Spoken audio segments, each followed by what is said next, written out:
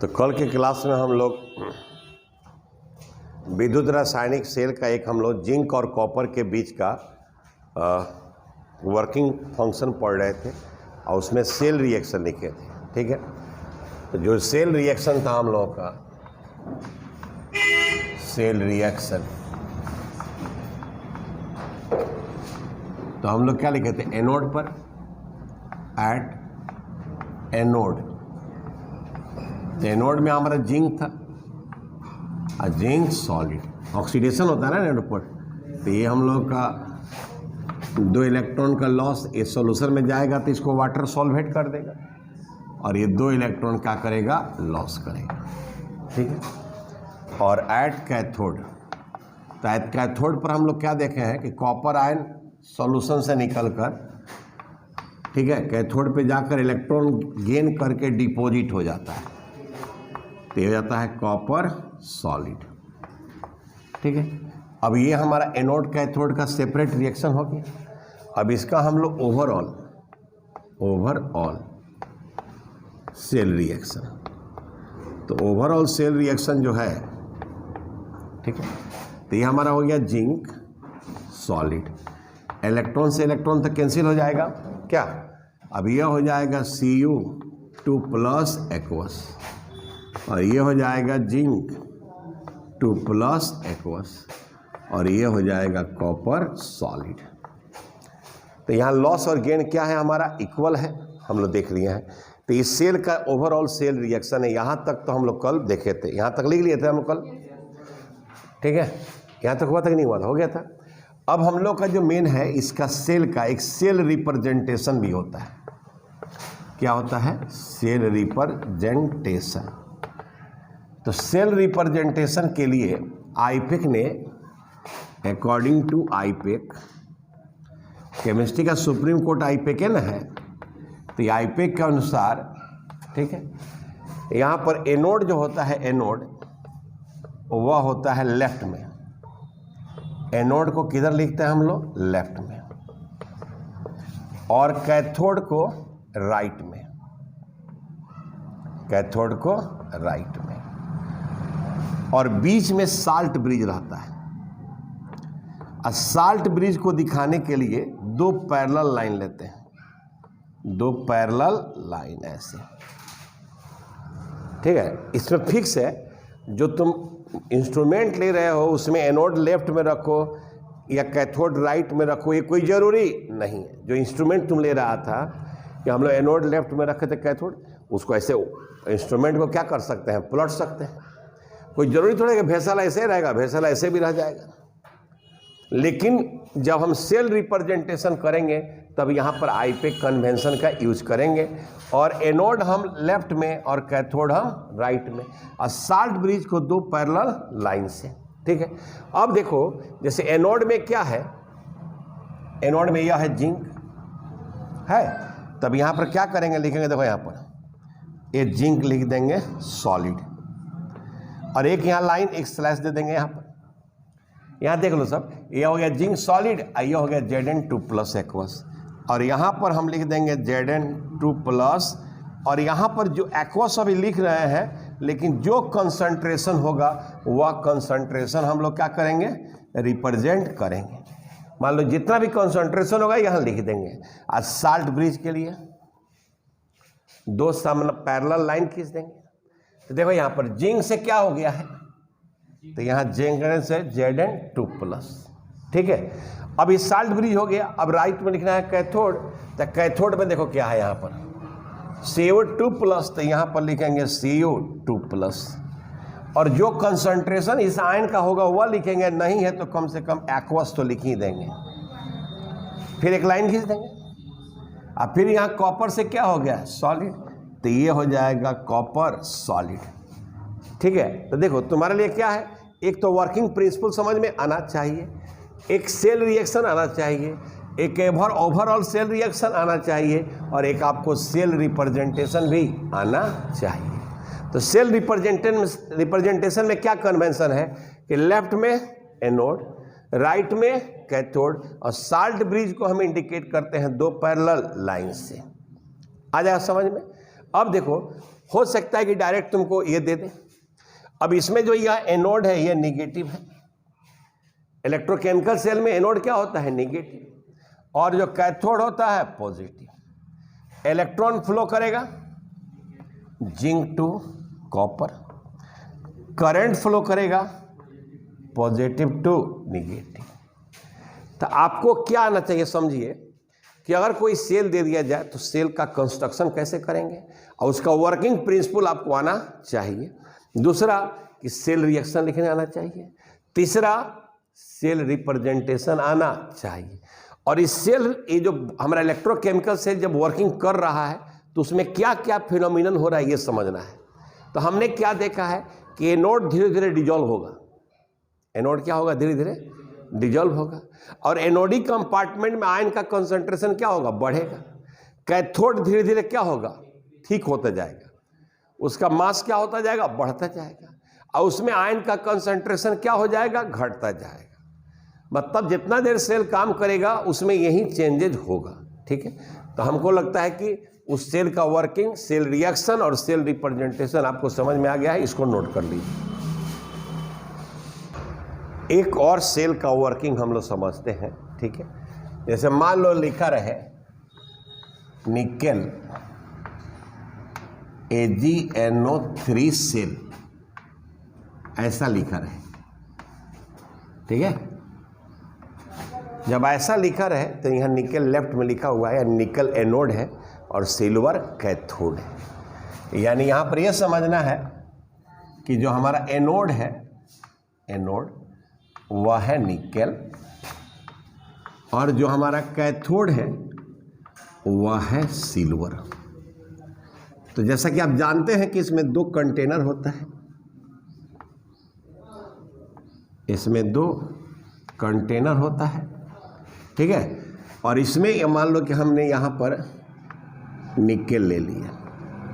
क्या ले लिया? निकेल।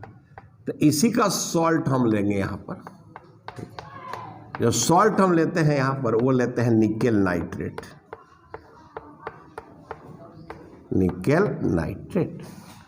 और इसमें हम लेंगे सिल्वर Ag, और यहाँ पर इसी का सॉल्ट ले लेंगे AgNO3। ठीक है, अब देखो इस सॉल्ट वाटर में सॉल्यूशन में डिजॉल्व है तो ये आयन के रूप में टूटा हुआ है। ये मत समझ लेना कि ऐसे रहता है। एक्चुअली में रहता है निकेल 2+ और NO3-। यह रहता है Ag+ NO3-। ठीक है, और इसको एक वायर से यहाँ पर वोल्ट मीटर लगा देते हैं, इसको क्या करते हैं? जोड़ देते हैं। और आपको मालूम है कि दोनों को एक साल्ट ब्रिज से हम लोग कनेक्ट करते हैं। साल्ट ब्रिज क्या है? यू शेप का एक ट्यूब है, और इसमें जिलेटिन या अगर अगर एक होता है सेमी लिक्विड टाइप का फ्लूइड होता है, मैंने उसको सेमी लिक्विड, सेमी सॉलिड कहते हैं। वो लिक्विड नहीं है, सॉलिड है, गाढ़ा रहता है, लसलसा रहता है, और उसी में यहाँ पर इसमें भरा हुआ रहता है। और यहाँ पर कॉटन वॉटन लगाकर प्लग हम कर देते हैं ताकि वह बाहर नहीं निकले। और इसमें जो हम लोग इलेक्ट्रोलाइट लेते हैं वह इनर्ट लेते हैं, जैसे KCl या KNO3। ठीक है, एक ऐसा स्ट्रॉन्ग इलेक्ट्रोलाइट लेते हैं जो आयन में टूट जाए, और वो भी इलेक्ट्रोलाइट ऐसा लेना है कि जो सेल रिएक्शन को डिस्टर्ब नहीं करे, यानी किसी भी सेल रिएक्शन में यह पार्टिसिपेट नहीं करे। बस सेल रिएक्शन, इस साल्ट ब्रिज का काम होता है कि इस सर्किट को क्या करना? कंप्लीट करना। सर्किट को क्या करना? कंप्लीट। दूसरा इसका क्या काम है कि इसका न्यूट्रलिटी मेंटेन रखता है। क्योंकि तुमको देखा था कल जब यहाँ पर ये हमारा निकेल क्या है? एनोड है। ये निकेल एनोड है और ये है निगेटिव टर्मिनल, और यहाँ सिल्वर क्या है? कैथोड है। ये हमारा है पॉजिटिव टर्मिनल। और जब यहाँ पर ऑक्सीडेशन रिडक्शन होगा तो आप जानते हैं कि इसमें से निकेल टूट कर आएगा, इसमें निकेल आयन टूट के आएगा ना इसमें, तो इसमें तो धीरे धीरे निकेल आयन का कंसंट्रेशन क्या होगा? बढ़ेगा। और यहाँ जब सिल्वर जमा हो जाएगा इसमें, तो इसमें नाइट्रेट आयन का कंसंट्रेशन क्या होगा? बढ़ेगा। तो अगर इसमें पॉजिटिव, चूंकि खुद यह जो इलेक्ट्रोड है वह है निगेटिव, आई खुद इलेक्ट्रोड है पॉजिटिव। अब निगेटिव है तो इसके चारों तरफ पॉजिटिव घेर लेगा इसको, आइए पॉजिटिव है चारों तरफ निगेटिव, तो ऑक्सीडेशन रिडक्शन क्या हो जाएगा, बंद हो जाएगा। तो यहां से पॉजिटिव साइन को हटाना और यहां से निगेटिव आयन का हटाना काम बस साल्ट ब्रिज का। साल्ट ब्रिज यही काम करता है कि यहां से इलेक्ट्रोड से एनोड के आसपास से पॉजिटिव साइन हटा देता है और कैथोड के आयन से निगेटिव आयंस क्या करता है, हटा देता है। फिर आपका ऑक्सीडेशन रिडक्शन क्या रहता है, कंटिन्यू रहता है। ठीक है, तो ये हमारा हो गया सेल का वर्किंग हो गया। अगर हमने इसका लिया है तो अब तुमको क्या देखा है कि यहाँ लिखना है क्या चीज, सेल रिएक्शन। तो जब सेल रिएक्शन यहाँ लिखोगे, सेल रिएक्शन, तो एट एनोड लिखोगे, क्या लिखोगे, एट एनोड। तो एनोड पे तुम्हारा क्या है, निकेल, तो यह हो जाएगा निकेल सॉलिड, ये रड जो है। अब यह क्या करेगा, निकेल 2 इलेक्ट्रॉन क्या करेगा, लॉस करेगा, और ये हो जाएगा 2+। और चूंकि ये बिलियन में जाएगा सॉल्यूशन में, तो यहाँ वाटर इसको क्या करेगा, घेर लेगा, सॉल्वेशन हो जाएगा। अब देखो एट कैथोड, एट कैथोड, अब कैथोड पर क्या होगा कि यहाँ जो सिल्वर आयन है, यह सिल्वर आयन यहाँ से जाकर इसके लैटिस से इलेक्ट्रॉन लेकर इस पर क्या हो जाएगा, जमा हो जाएगा। तो यहाँ पर क्या हो जाएगा, Ag+, यह हो जाएगा एक्वस, और यह इलेक्ट्रॉन लेकर यह क्या हो जाएगा, Ag सॉलिड हो जाएगा। ठीक है, देखिए रिडॉक्स का एक कहानी है कि रिडॉक्स में लॉस और गेन इक्वल होना चाहिए, जबकि यहाँ हम देख रहे हैं निकेल 2 का लॉस कर रहा है और सिल्वर 1 का गेन कर रहा है। तो लॉस गेन इक्वल करने के लिए सूटेबल नंबर से मल्टीप्लाई करते हैं। तो यहाँ पर हम क्या करेंगे, 2 से मल्टीप्लाई कर देंगे और तब इसको ऐड करेंगे, तब देखो क्या होगा, तो ये हो जाएगा निकेल सॉलिड, ये हो जाएगा 2Ag+ एक्वस, फिर हो जाएगा यहाँ पर क्या चीज, निकेल 2+ एक्वस, और यहाँ हो जाएगा 2Ag सॉलिड। ठीक है, अब देखो इस सेल का यह ओवरऑल सेल रिएक्शन हुआ, तो आपको ओवरऑल सेल रिएक्शन से भी पता करना हो सकता है कौन एनोड है और कौन कैथोड है। तो कैसे देखेंगे, तो यहाँ निकेल का 0 से क्या हो रहा है, +2 ऑक्सीडेशन एनोड, सिल्वर का +1 से क्या हो रहा है, 0 कैथोड। अब यहां पर चला इसका क्या है, हमारा सेल रिप्रेजेंटेशन, क्या है चला, सेल रिप्रेजेंटेशन, सेल रिप्रेजेंटेशन है। तो आप जानते हो कि एनोड किधर रहेगा, लेफ्ट, तो एनोड रहेगा लेफ्ट, तो निकेल से क्या हो गया है, निकेल 2+, तो ये हो गया निकेल। यहां पर इसको सॉलिड लिखना हो, एक लाइन खींच देंगे तो ये हो जाएगा निकेल 2+, ये हो जाएगा एक्वस। 2 पैरेलल लाइन किसके लिए, साल्ट ब्रिज के लिए, और यहाँ है Ag+ एक्वस से Ag सॉलिड, तो ये हमारा हो जाएगा Ag+ एक्वस, एक्वस, और ये हो जाएगा Ag सॉलिड। तो देखो रिप्रेजेंटेशन में कोफिशिएंट की जरूरत नहीं होती है, तो ये हमारा इस सेल का रिप्रेजेंटेशन है। तो रिप्रेजेंटेशन से कैसे समझोगे कौन एनोड है कौन कैथोड है, तो जो लेफ्ट हैंड है एनोड है, जो राइट हैंड में कैथोड है, 2 पैरेलल लाइन हमारा क्या है, साल्ट ब्रिज है। तो आपके पास इतना कंसेप्ट हो जाना चाहिए कि आप रिप्रेजेंटेशन से सेल को समझ जाइए, इस रिप्रेजेंटेशन को देखिए, ये पूरा कहानी समझ जाइए, या इस सेल रिएक्शन को देखिए, अब पूरा कहानी समझिए।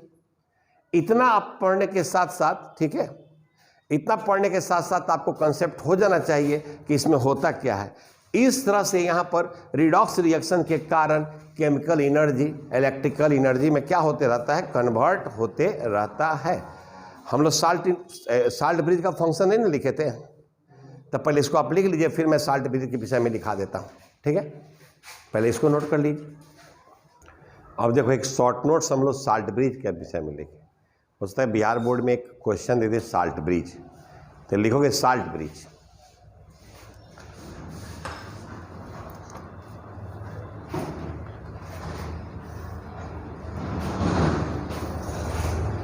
तो देखो यहाँ पर जो है यही वाला साल्ट ब्रिज है, ठीक है, तो लिखोगे the U shape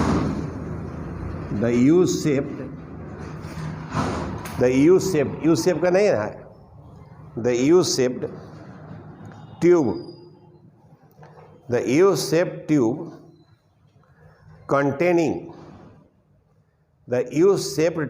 containing solution of solution of inert electrolyte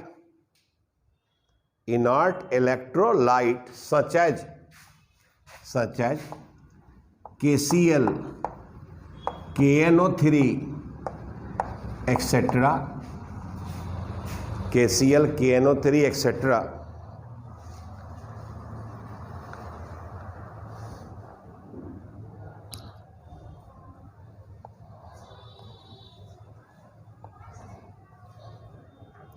etcetera, ठीक है, full stop. The inert electrolyte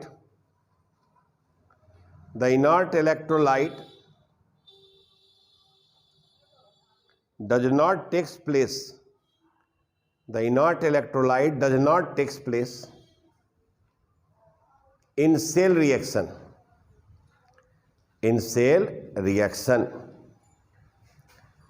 ठीक है। अभी तो साल्ट ब्रिज होगा, फंक्शन ऑफ साल्ट ब्रिज लिख लो, function of salt bridge.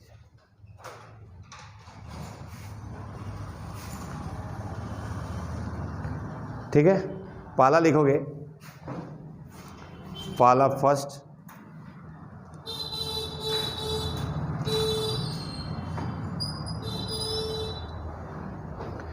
it complete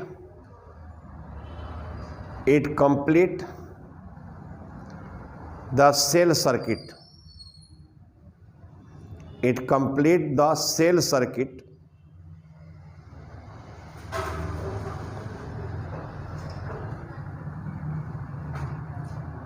by following the ions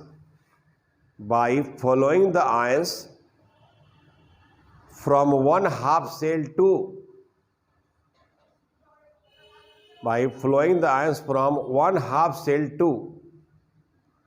another half cell,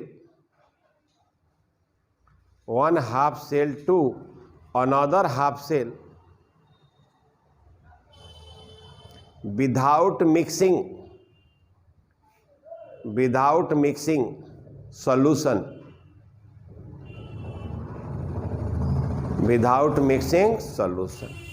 दूसरा है second point, it maintain the electrical neutrality of the cell,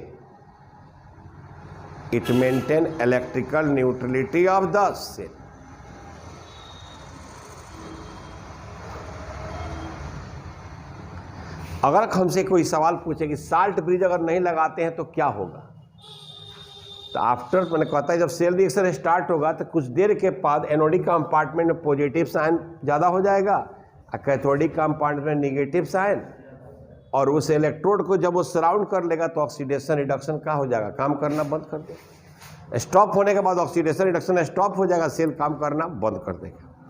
ठीक है, इसमें नीचे लिखोगे, ये तो हो गया साल्ट ब्रिज के विषय में लिख देना। Some important points about electrochemical cell.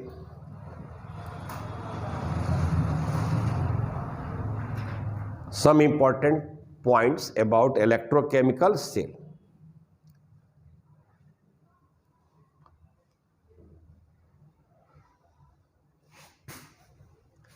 Electrochemical cell, पहला,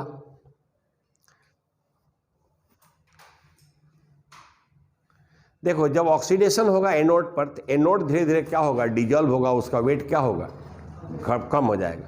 तो लिखोगे gradually the anode dissolve in solution and becomes thin,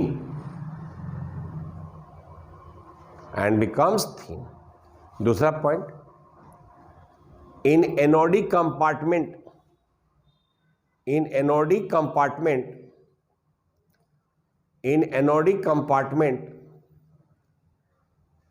the concentration of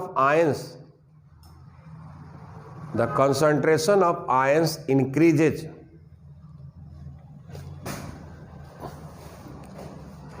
in anodic compartment the concentration of ions increases. तीसरा पॉइंट,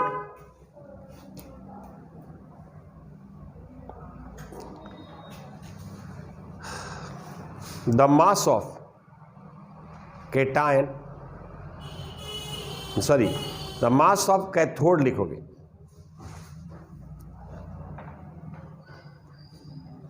मास नहीं लिखकर उसको लिखो द वेट ऑफ कैथोड लिखोगे, weight, the weight of cathode increases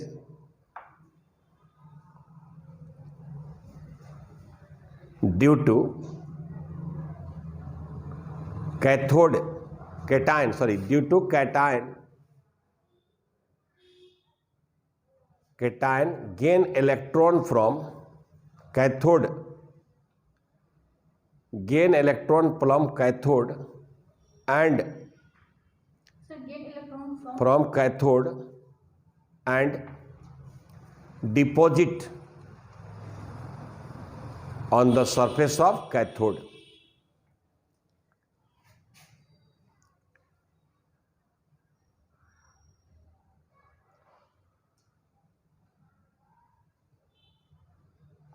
चौथा point लिख लो, the concentration of ions, the concentration of ions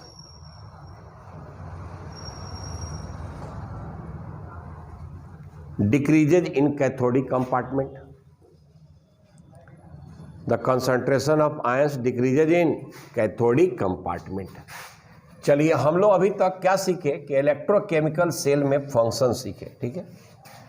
अब देखो सब चला, तो हम को यहाँ पर एक और डिफरेंस पढ़ लेना है, हो सकता है कि बोर्ड में शॉर्ट क्वेश्चन हो, what is difference between electrochemical cell and electrolytic cell. तो एक पहले लिख लो, difference between electrochemical cell and electrolytic cell.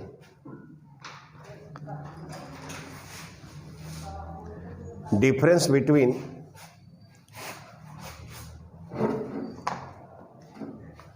ठीक है, difference between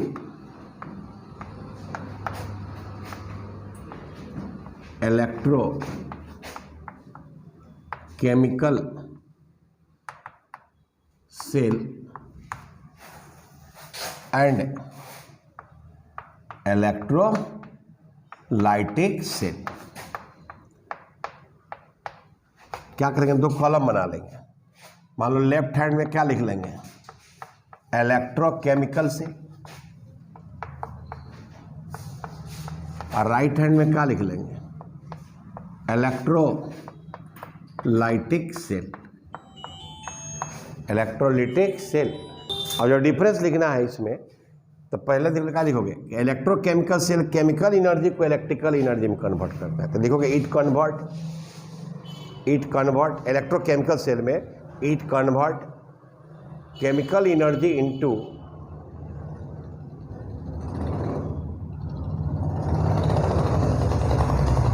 electrical energy,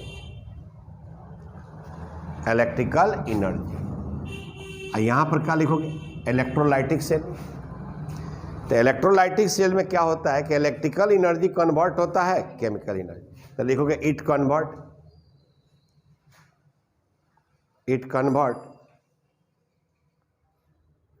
electrical energy into chemical energy, ठीक है। दूसरा पॉइंट इसमें क्या होगा कि यहां एनोड और कैथोड के लिए टू डिफरेंट वेसल है, there are two different vessels for anode and cathode. तो लिखोगे there are two different vessel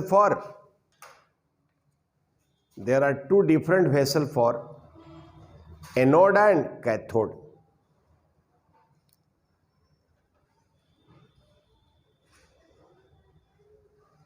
anode and cathode इसमें लिखोगे, ठीक है, both anode and cathode present in one vessel, both anode and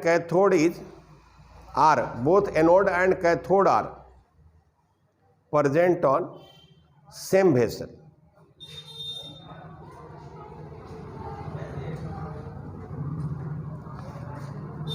ठीक है, इसमें क्या है कि एनोड निगेटिव होता है, कैथोड पॉजिटिव होता है। इसमें लिखोगे इलेक्ट्रोकेमिकल सेल में हाँ प्रेजेंट टेंस सेम है सर, क्या चिल्लाती है इतना तुम? सेम है, इसमें क्या लिखना है थर्ड पॉइंट, ठीक है। In this cell anode is negative, in this cell anode is negative while cathode is positive. Cathode is positive. इसमें लिखोगे, अब देखो इसमें उल्टा हो जाता है। In this cell anode is positive, in this cell anode is positive and cathode is negative. Cathode is positive.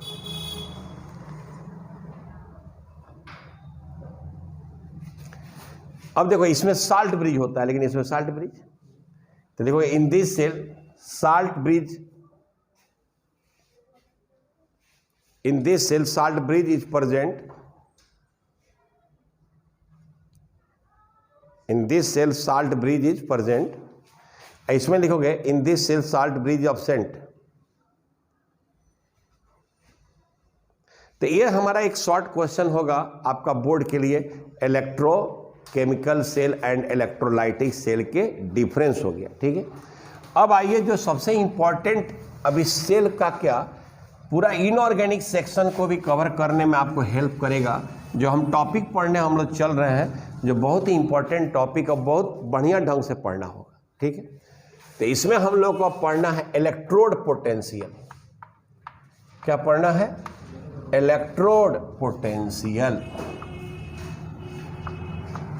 Electrode potential, देखो ऐसे भी आप जानते हैं कि कहीं भी करंट फ्लो होता है तो हाई पोटेंशियल से लो पोटेंशियल की ओर, तो यानी यहाँ करंट का फ्लो है तो थोड़ा सा पोटेंशियल की चर्चा तो होगी ही। अब रहा बात कि यहाँ इलेक्ट्रोड पोटेंशियल पढ़ना है, ठीक है। तो आप देखे थे कि एनोड के बर्तन में क्या हो रहा था कि एनोड पर जब इलेक्ट्रॉन का लॉस हो रहा था तो इलेक्ट्रॉन इकट्ठा हो जा रहा था कहाँ पर? इलेक्ट्रोड, ये नेगेटिव चार्ज हो रहा था, और आयन चला रहा था कहाँ? सॉल्यूशन, तो यहाँ पर पॉजिटिव साइन हो जा रहा था, ठीक है। तो अब देखो, अभी मेटल रड नेगेटिव है और सॉल्यूशन में आयन क्या है? पॉजिटिव, तो दो अपोजिट आयंस का लेयर है, तो इसके बीच में एक पोटेंशियल डिफरेंस राइज होगा, ठीक है। अगर हम रिडक्शन में देख लिए तो वो देख रहे थे कि केटायन तो इलेक्ट्रॉन लेकर जाकर इलेक्ट्रोड पे जमा हो जा रहा था, तो ये हो जा रहा था पॉजिटिव चार्ज।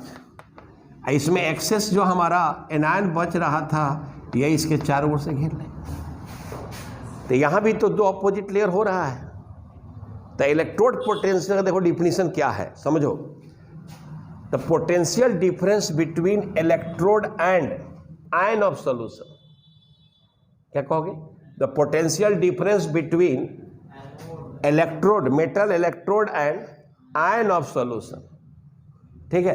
क्योंकि दो अपोजिट लेयर है तो पोटेंशियल डिफरेंस होगा, तो उसी को हम लोग क्या कहते हैं? इलेक्ट्रोड पोटेंशियल, ठीक है। तो लिखोगे the potential difference between metal electrode, the potential difference between metal electrode and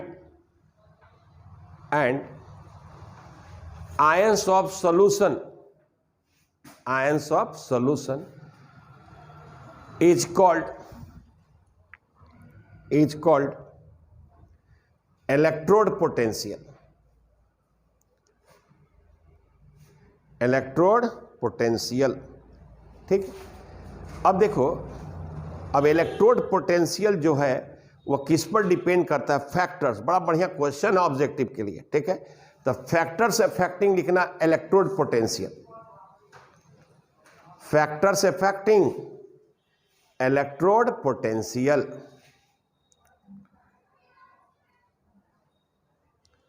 factors affecting electrode potential,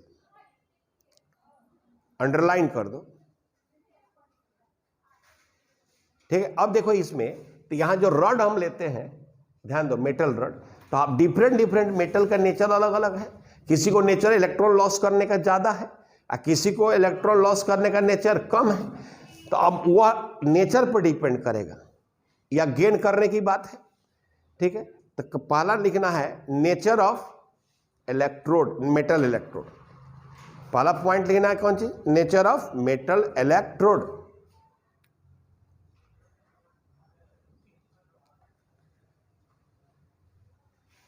दूसरा पॉइंट देखो क्या है, कंसंट्रेशन। देखो इस सॉल्यूशन में जो आयंस का कंसंट्रेशन होगा उस पर निर्भर करेगा।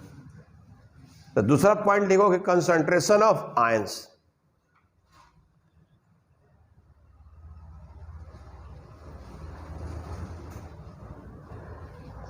अच्छा, तीसरा पॉइंट है टेम्परेचर। टेम्परेचर। और देखो चौथा पॉइंट आगे हम लोग चलेंगे, देखेंगे कभी कभी गैस भी जो है इलेक्ट्रोड का काम करता है। जैसे हम लोग आगे देखेंगे तो गैस भी काम करेगा, ठीक है।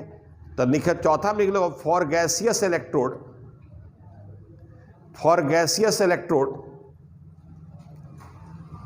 Pressure, pressure involve in its electrode potential. यानी अगर गैसियस इलेक्ट्रोड है तो वहां प्रेशर भी काउंट होगा। सॉलिड के लिए नहीं काउंट होगा लेकिन गैस के लिए काउंट होगा, ठीक है। ये चार फैक्टर्स है जिस पर इलेक्ट्रोड पोटेंशियल डिपेंड करता है। अब देखो तो जो ये इलेक्ट्रोड पोटेंशियल ये दो प्रकार का होगा, क्योंकि मेटल इलेक्ट्रोड एक बार लॉस कर रहा है एक बार गेन कर रहा है। तो इसीलिए लिखना है there are two types of electrode potential, there are two types of electrode potential, ठीक है। तो उसमें पहला ए है ऑक्सीडेशन पोटेंशियल। पहला ए है ऑक्सीडेशन पोटेंशियल। ऑक्सीडेशन पोटेंशियल को शॉर्टकट में चला, आज के बाद हो सकता है हम कहेंगे ओपी। और एक दूसरा है वह है हमारा रिडक्शन पोटेंशियल। दूसरा क्या है, रिडक्शन पोटेंशियल। तो रिडक्शन पोटेंशियल को हम लोग कहेंगे आरपी। कोई समझने में भी दिक्कत नहीं होगा। एक ऑक्सीडेशन पोटेंशियल, एक है रिडक्शन पोटेंशियल। तो उसमें पहला आप लिखोगे ऑक्सीडेशन पोटेंशियल।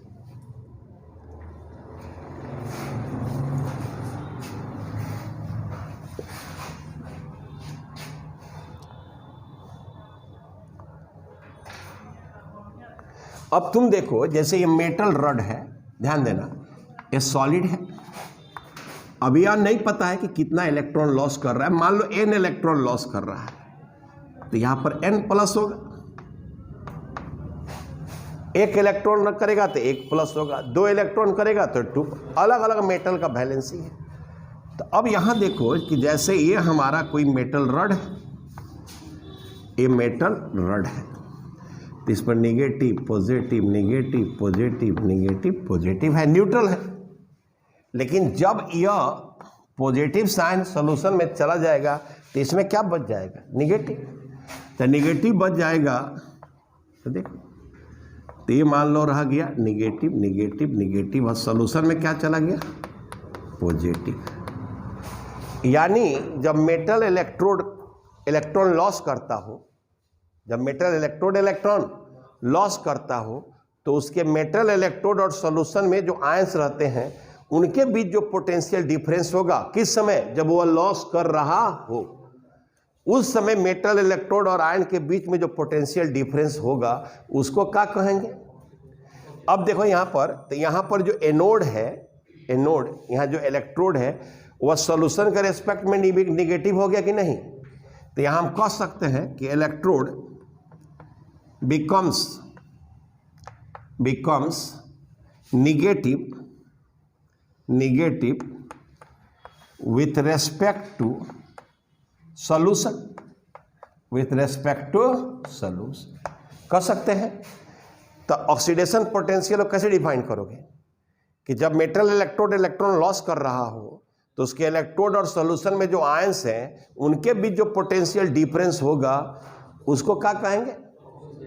और इसका एक और आसान तरीका है कि जब मेटल इलेक्ट्रोड को इलेक्ट्रॉन लॉस करने की टेंडेंसी हो तो उस समय जो पोटेंशियल डिफरेंस होगा उसको क्या कहेंगे हम लोग, ऑक्सीडेशन पोटेंशियल। तो लिख लो डेफिनेशन, ठीक है।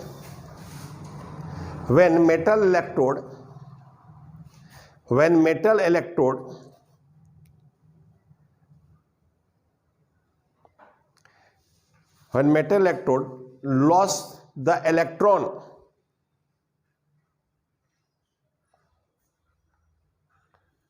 lost the electron then potential difference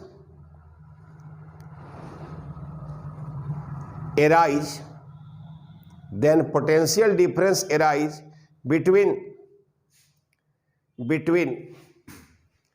metal electrode and ions of solution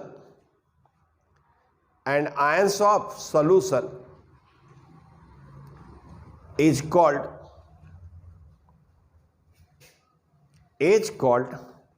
oxidation potential. Is called oxidation potential. और करके एक और डिफिनेशन लिख लो, और करके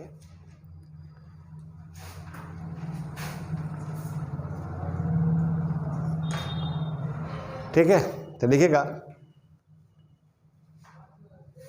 the electrode potential at which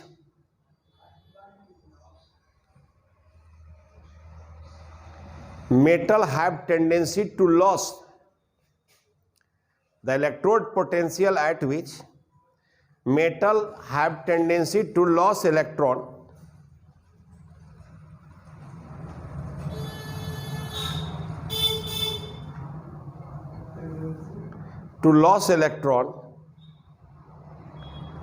is called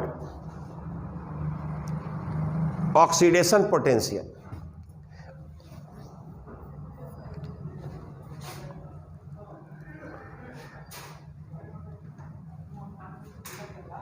चाहे देखो इलेक्ट्रोड पोटेंशियल भी तो एक प्रकार का पोटेंशियल डिफरेंस है, मेटल इलेक्ट्रोड और सॉल्यूशन में जो आयंस है उसके बीच।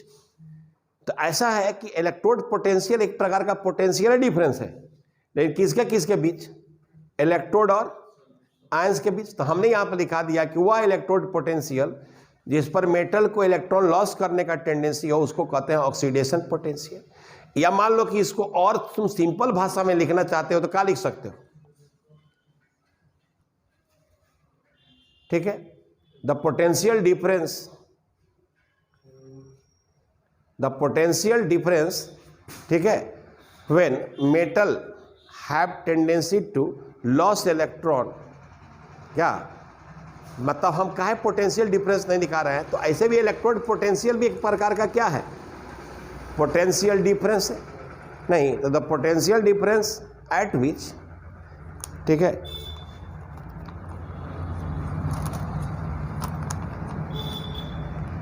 लिख लो the potential difference at which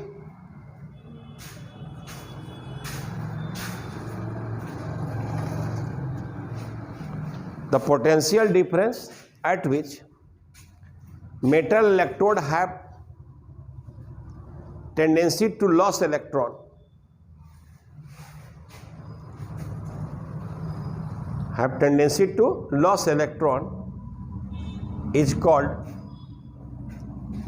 is called oxidation potential.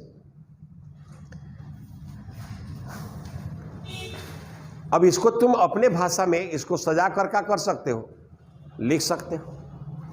अब यहां देखो कि जैसे यह है, यहां पर देखो यह है, तो जब ऑक्सीडेशन हो रहा है तो जो इलेक्ट्रोड है वो सॉल्यूशन के रिस्पेक्ट में क्या हो रहा है, निगेटिव।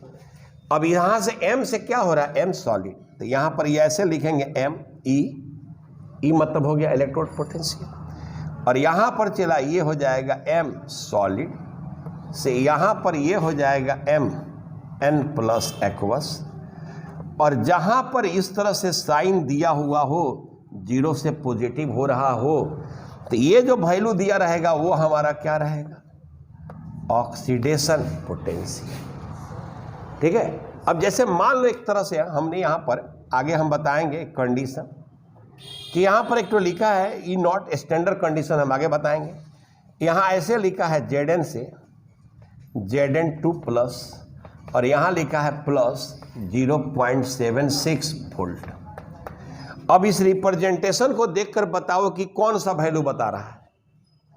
तो 0 से +2 हो रहा है, यानी ये जो वैल्यू है ये वैल्यू हमारा कौन है, ऑक्सीडेशन पोटेंशियल वैल्यू है। ये वैल्यू कौन सा है, तो तुमको ये चीज भी सीखना है बाबू कि how to represent oxidation electrode reaction. तो ऐसे हम लोग देखेंगे। ठीक है। तो ये जो साइन दिया रहेगा ऐसा, ये हमारा किसका वैल्यू बताएगा, ऑक्सीडेशन पोटेंशियल का। ठीक है। तो इसको नोट कर लो। अब ये हमको जानना है कि ऑक्सीडेशन पोटेंशियल हमें क्या बताएगा। तो नीचे लिख लोगे स्टार मार्क्स में oxidation potential measure the tendency to lose electron.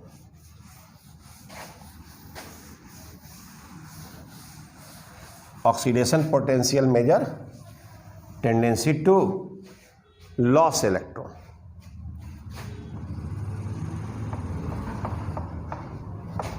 तो जो ऑक्सीडेशन पोटेंशियल है, ये हमारा जो ओपी है, ठीक है, क्या मेजर कर रहा है, measure tendency to lose electron. तो कहोगे सर इससे क्या फायदा होगा, बहुत फायदा होगा कि अगर हायर ऑक्सीडेशन पोटेंशियल है, हायर ऑक्सीडेशन पोटेंशियल है, तो ऑक्सीडेशन पोटेंशियल वैल्यू देख लेंगे। अगर यह लोअर ऑक्सीडेशन पोटेंशियल है, तो हायर ऑक्सीडेशन पोटेंशियल है, इसका मतलब है कि उसको इलेक्ट्रॉन लॉस करने का टेंडेंसी ज़्यादा है। तो अगर इसके आधार पर हम बात करें तो greater tendency to lose electron, अगर हम यहाँ लोअर ऑक्सीडेशन पोटेंशियल में है तो lesser tendency to lose electron. देखो यहां पर एक इलेक्ट्रोड का एक ही टेंडेंसी ज्यादा होगा। जैसे अगर 2 इलेक्ट्रोड है तो उसमें एक का टेंडेंसी ज्यादा होगा, एक का कम होगा। अगर दोनों डिफरेंट इलेक्ट्रोड है तब। तो अब मान लो कि 2 इलेक्ट्रोड है और उसका ऑक्सीडेशन पोटेंशियल का वैल्यू हमको क्या है पता है। जैसे कि मान लो कि हमने आपको लिख दिया ई Zn से Zn2 प्लस और यहाँ बेटा आपको लिख दिया प्लस 0.76 वोल्ट, और एक ई लिख दिया कॉपर का Cu से Cu2 प्लस और यहाँ लिख दिया माइनस 0.34 वोल्ट। ये वैल्यू आगे हम बताएंगे कहाँ से आए। अभी 2 इलेक्ट्रोड का हमको ऑक्सीडेशन पोटेंशियल पता है, तो अब इसका ऑक्सीडेशन पोटेंशियल ज़्यादा है, यानी ये इलेक्ट्रॉन लॉस करेगा, और इसका ऑक्सीडेशन पोटेंशियल कम है तो ये इलेक्ट्रॉन लॉस नहीं करेगा। तो क्या कहा है कि 2 में से एक टेंडेंसी ज़्यादा होगा। अगर लॉस करने का टेंडेंसी ज़्यादा है तो गेन करने का टेंडेंसी कम होगा, और लॉस करने का टेंडेंसी कम है तो गेन करने का टेंडेंसी ज़्यादा। तो इस आधार पर हम कह सकते हैं कि एक्ट एज एनोड। बोलो, मतलब अगर ऑक्सीडेशन पोटेंशियल के आधार पर डिसाइड करना हो तो जिसका हायर ऑक्सीडेशन पोटेंशियल होगा उसका ग्रेट लॉस करने टेंडेंसी ज़्यादा होगा, और जब लॉस करने टेंडेंसी ज़्यादा होगा तो एनोड काम करेगा। अगर यहाँ पर कम है तो lesser tendency to lose electron से हम एक और इसका वैल्यू मतलब निकाल सकते हैं, greater tendency to accept, greater tendency to accept electron, accept electron, यानी इसका मतलब है act as cathode, act as cathode. तो तुम लोग जब हम जिंक और कॉपर का कहानी सुना रहे थे कि जिंक एनोड का काम करेगा और कॉपर कैथोड का, तो हम बोले भी थे कि बेटा आगे हम बताएंगे क्यों जिंक एनोड का काम किया और क्यों कॉपर, क्योंकि जिंक का ऑक्सीडेशन पोटेंशियल का वैल्यू ज़्यादा है और कॉपर का कम है, तो जिंक इलेक्ट्रॉन लॉस करेगा और कॉपर इलेक्ट्रॉन गेन करेगा। अब देखो, अब ये इलेक्ट्रॉन लॉस करने का टेंडेंसी ज़्यादा है, तो ये काम करेगा स्ट्रॉन्ग रिड्यूसिंग एजेंट। किसका काम करेगा? तो ये काम करेगा strong act as strong reducing agent. यार जो इलेक्ट्रॉन देता है वही ना रिड्यूसिंग एजेंट है, बोलो।